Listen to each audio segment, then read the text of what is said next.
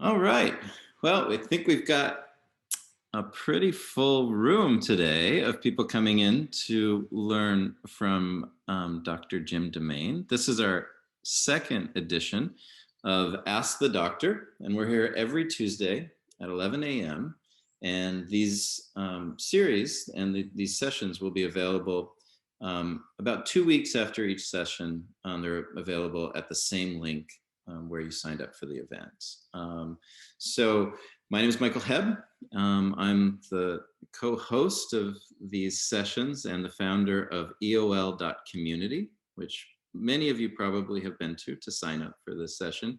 But if you haven't, please check it out. It's a pretty extensive resource for end-of-life planning, for grief, for many things that we all face. And we're thrilled to be back with Dr. Jim DeMaine, who has an illustrious career, and especially toward the end or last part of his career, really focusing on end-of-life planning.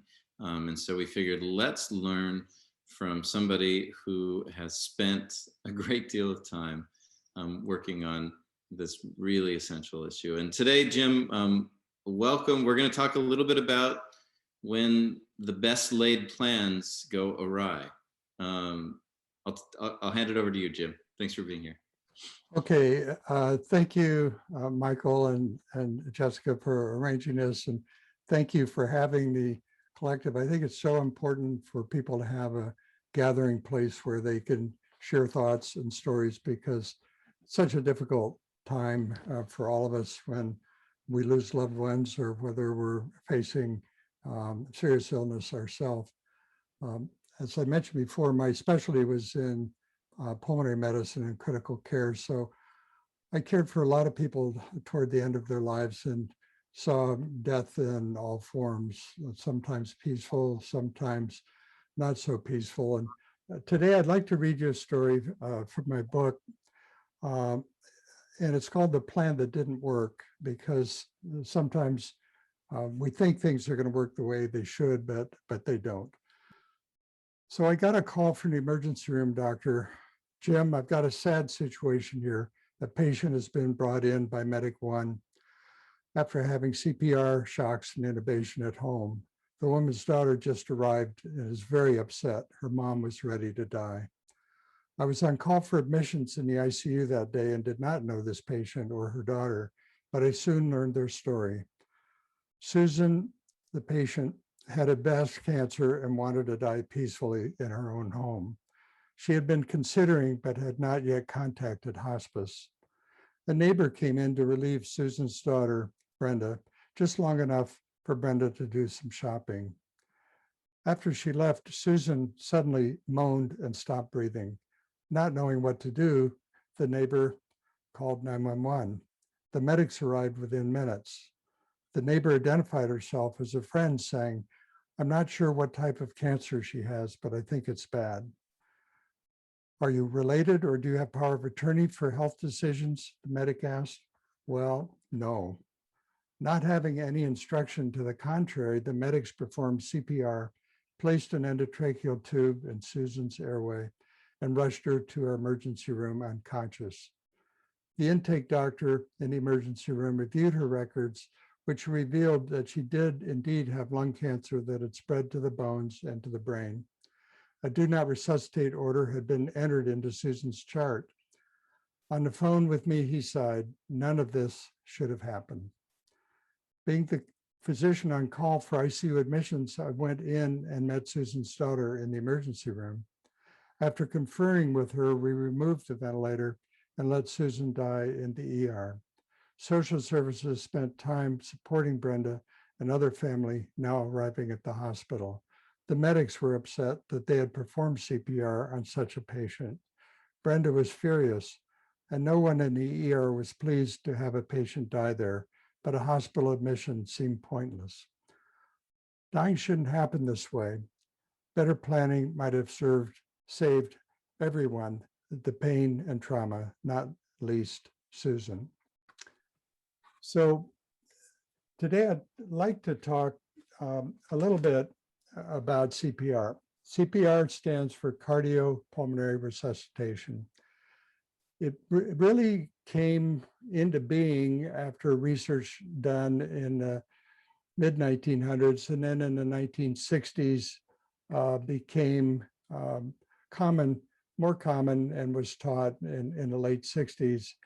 And at the same time, the electronic defibrillator was developed so that shocks could be administered to the heart. Sometimes after a heart attack, or even without a heart attack, the heartbeat can become ineffective, and the heart is basically at a standstill and fibrillating. It kind of looks like a bag of worms without effective function. And the way to get the heart back into a regular rhythm is with electrical shocks. But CPR is done in the meantime while we're waiting for the defibrillator to be available. And you've probably seen these, certainly you've seen them on television, but if you go to any big box store or stadium, you'll see something on the wall called an AED. It's an automated electronic defibrillator. And these are available for citizen use, actually. For example, if somebody goes down at, let's say, Costco with a heart attack or primary ventricular fibrillation, a stranger who's been trained in CPR and the use of the AED can begin chest compressions. Now, these compressions have to push your sternum, your breastbone, down about 2.5 inches to be effective. And it needs to be at about 100 times a minute. So you're putting the hand on the breastbone, pushing rapidly. Some people use the song Staying Alive in order to get the rhythm for the beat. And then once the defibrillator arrives, either by Medic One or by the bystander with an AED, shocks can be applied and at times a life saved. So what I'd like to do is share a few slides about CPR.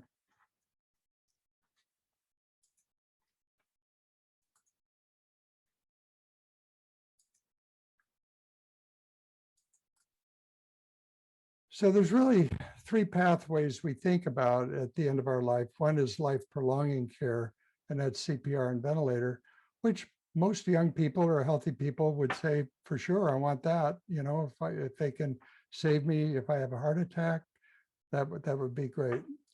But sometimes we want to not have that and only have selective medical care, maybe fluid and nutrition, or even a ventilator, but no CPR. So that is what we would call selective medical care. And the third path, if we're very sick, would be comfort care, saying, I really only want care for comfort. I don't want anything that would be interventional to prolong my life. So let's talk a little bit about CPR. You know, you see it on television, and if somebody's actually looked at the survival rate from the TV shows, and it shows that 66 out of 100 people are surviving.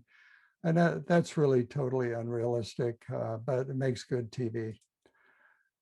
In real life situation, if you poll all data for the overall population, it's about, at best, 15% survival to discharge from the hospital. So even though CPR can save lives, it's not that great. It doesn't save the life in every situation at all. And as we become frail and elderly, we're beginning to lose balance, we're beginning to lose muscle and bone mass, we're developing some chronic illnesses. Less than 5 out of 100, less than 5% of us would make it out of the hospital. And even then, you might wind up in a nursing home or might have had a brain damage during the CPR. So a number of frail elderly or seriously ill people will say, you know, I don't want to go there. I don't want to have CPR. And then if you have advanced chronic disease, it's just 1 out of 100 people. And for advanced cancer patients, every once in a while, somebody says, no matter what, I believe that everything should be done. And this group of patients are called vitalists, life at all costs. are a smaller percent, but it's in the range of 10 to 15% of the population. And this creates a dilemma for doctors when they know that CPR might be futile. And some hospitals have policies based on that futility as to whether the doctor can unilaterally write a do not resuscitate order. But that takes a lot of discussion. The ventilator, even the ventilator, basically, I've been asked to describe what is a ventilator. It's basically an air pump. It pushes air into your lungs through a tube that goes down between your vocal cords into your main airway. Has a little cuff on the end. They blow up so the air doesn't leak back out. And you inflate your lungs and let the air escape. They're obviously very sophisticated machine where you can dial in the oxygen percentage, the pressures, the rate, and do a lot of variable readouts from this. But that's really what a ventilator does. And it's obviously uncomfortable to have that tube through your nose or mouth into your airway, and it requires sedation. But some people, even with aging and let's say emphysema, they might still say, listen, I don't want CPR, but gosh, maybe I really would want to have a ventilator for a short period of time, get me through my pneumonia, through my trauma, try to get me back, but I would not want to be on a ventilator long-term. So these are the kind of choices that we kind of need to think about and understand. So Michael, I think I've talked too much. I think I'll stop here. People likely have lots of questions, and I'm certainly happy to try to answer what I can. Yeah, well, I think that one, hearing these terms that have become commonplace, and that we even many of us use without fully understanding, I think is essential. And also to see the disparity between how we represent CPR and the reality of it. Right. It's eye-opening. I mean, I'm learning an incredible amount, and to understand, what a ventilator is. People use the word intubated, and can you explain what that means? Yes, it really means they're putting a tube into your airway. So it can actually, in an acute situation, they would go through your mouth. They have a laryngoscope where you hold the jaw and compress the tongue down. And then the tube goes in, and they can visualize your vocal cords. The tube has to go between your vocal cords into the trachea where it sits. And then a little cuff is blown up. And this tube can be hooked up to a manual bag, which they would use in the field to ventilate your lungs. But it allows good direct ventilation by mechanical means. And when we're very sick and we have to be sedated, we have a lot of things going on, the lungs commonly can't keep up. And so that's really why intubation is so often required in the intensive care unit. Yeah. And so if somebody, obviously the decision about your desire for CPR and ventilation and care in a medical setting really has a lot to do with what station, where you're at in your life. Right. Right. And, and this is a thing that can change. If you're 20, 30, 40 and healthy, you probably, don't necessarily want a DNR, but you might in certain circumstances. I know that some of the advanced care directives are very sophisticated about, please resuscitate me unless, my heart has, stopped for an extended period of time, Right. or unless, can you talk a little bit about these, the exceptions or the further complexity, I guess, around DNR? Now, this is a little complicated because when we get to a point in our lives where we're sure we don't want resuscitation, that we can make known on the pulsed form, or MOLST form as it's called in some states, it means portable or physician orders for or medical orders for life-sustaining treatment. And the very first box in there lets medic one know whether you would want CPR or not. It says do everything or do not resuscitate. The problem is in the field, they have to either go or no go. You can't have nuances when you're right out there in the front line. But once you're in the hospital and you're under daily care by a medical team, that's where you could say, if you think I have a good chance, do it. But if my condition worsens, don't do it. And this came up in the COVID situation quite commonly. Somebody would have very severe pneumonia, have a tube in their throat, they'd be on a ventilator, and then that question really has to be answered at that point by whatever advanced directive you've completed, but that needs to be interpreted by your power of attorney, your advocate, and your family and your doctor, everybody talking together, saying if you could be in a room, what would you be saying? Well, we have a question from Bob Hoffman, who is our champion question asker, Okay. doctor. He's got a few, but we'll start with number one. And then we had some questions from last week as well. But his question is, how do we ensure, if we do have a DNR, how do we ensure that it's going to be honored? And again, you just mentioned the situation of being in the ICU or being in treatment in a clinical setting where it has to do, if you are not able to speak for yourself, your advanced care directive and then your healthcare proxy and your doctor all align. But in the field, how do we make it more likely that our desires are honored? We still don't have a great system to do this. I wish we had a national registry in technology so these things could be, your pulse or your most form could be immediately available in the field for the medics when they arrive. Oregon has a state registry, so that within 1 minute they can pull up your form. But what most people do is try to make it available in their home. A lot of people would put it on the refrigerator if they're very sick at the foot of their bed. And of course, these forms are bright color. The medics know what to look for. Some people will copy these, carry copies with them. There's a little card you can put in your wallet, but it's very hard to take all that information and put it on a card size.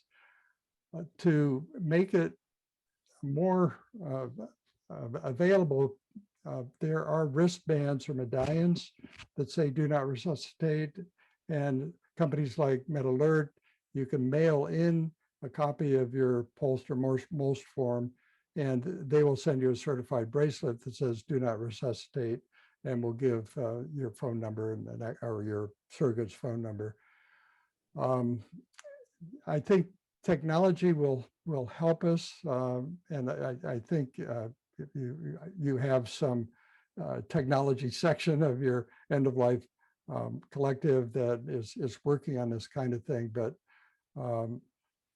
I think your advocate needs that form, you need the form, and you need to have it displayed or available. It's tough if you're out shopping at Nordstrom and don't want resuscitation. You're going to have to rely on a wristband or the medics somehow electronically getting your pulse form. But then you have to make sure they're getting the right person. How do you know? Is it going to be facial recognition? What is it going to be to make sure that information truly gets to the medics when you don't want it? Yeah, I mean, what I would say is it's still an imperfect system. Yeah. And the work that a lot of people are doing, including EOL and the folks at My Directive and Vital Decisions and End of Life Washington and at many different great organizations are advancing it quickly. And the other thing is doing this work and having some comfort and literacy around this topic and having expressed your wishes to your advocate, to your healthcare proxy, just makes it more likely that your wishes are going, in a great deal, more likely that your wishes are going to be honored, and that your advocate is well resourced to, to advocate for you. So it's going to get better fast. There's a lot of pressure on it becoming more universal across state lines and easier for the patient. We will have another session specifically on advanced care plans and Pulse. So you're gonna have to stay tuned for another episode. We're gonna get into a couple more questions. You had some thoughts on a question from last week, which was about near-death experiences, and if you'd been present to any in a patient, or your thoughts on NDEs. Yeah, I neglected to mention there's extensive research and studies being done about NDEs, and probably a very good source to go to is Wikipedia. They've got a good listing of the people that are researching. One guy that I find is very interesting is a MD PhD at NYU named Sam Parnia. He's British, and he's really interested in preserving brain function at the time of cardiopulmonary resuscitation. And he raises a lot of questions. He's looking at it from a scientific point of view, not a religious point of view, but he says there's things there that we can't understand. How do we explain consciousness, and does it exist apart from the brain? Of course, a lot of people would say, no, the brain causes consciousness. But he raises these kind of questions. He cites a lot of interesting studies, and there are unexplained events that people can recall, even children, at the time of when their heart stops and their brain seems to be not functioning. So there's a lot there that we don't understand, but it's great to have real scientists looking at this in a more dispassionate way. So if you just Google Sam Parnia, Parnia, you'll find some more thoughts. Right. Maybe Jessica, you can put a link in the chat for people, would be great. Yeah. And also there's the Netflix series Surviving Death, Yes. which is a fascinating look at a lot of this phenomena around not just NDEs. So Bob, we're going to get to more of your questions in a sec. We have a question from Wendy Getchell-Lacey. What do you think, and what do other doctors think about using video advance directives?